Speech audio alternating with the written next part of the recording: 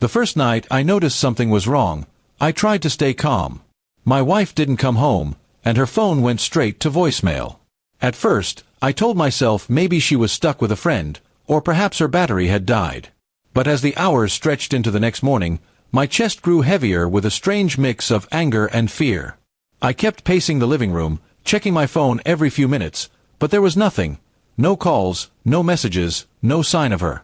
By the second day, I couldn't pretend anymore. I called her friends, her family, even her workplace, but no one had seen her. A pit formed in my stomach, the kind that comes when you already know the truth but don't want to face it. Every unanswered call was like a reminder of how little control I actually had over the woman I thought I knew best. The silence in the house was unbearable. When night came, I couldn't sleep.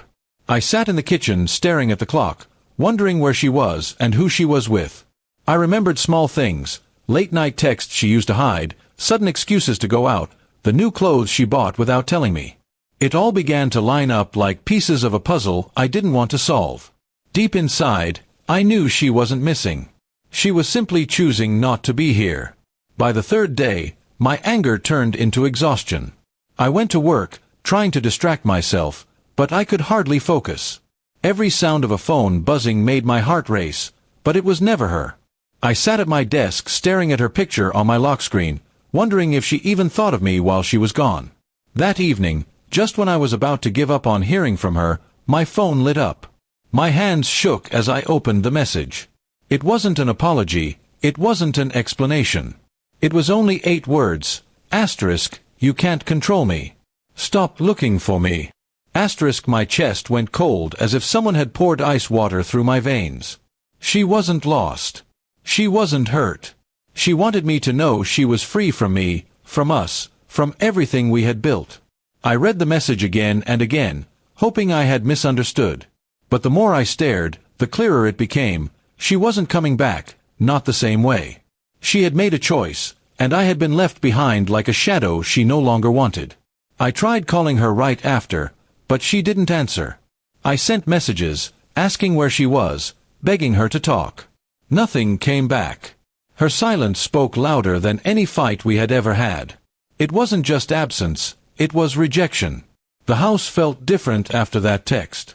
I looked around and saw the pieces of her everywhere. Her perfume on the dresser, her sweater on the chair, the framed photo of us smiling from 2 summers ago.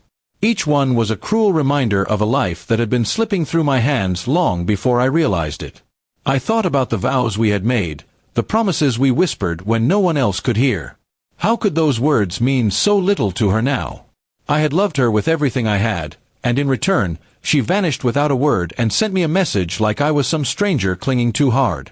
The next morning, I deleted her text, but the words stayed in my mind. You can't control me. Maybe she thought love was control. Maybe she wanted freedom more than loyalty.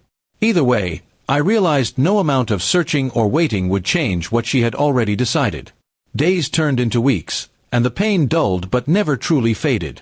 People told me to move on, to let go, but letting go felt like admitting I was never enough. I kept asking myself what I had done wrong, what signs I had missed, but there was no answer. Sometimes at night, I still imagine her walking through the door, laughing like nothing happened. But then reality pulls me back. She chose to disappear, she chose someone else, she chose a life without me. And I'm left with nothing but silence and a broken heart.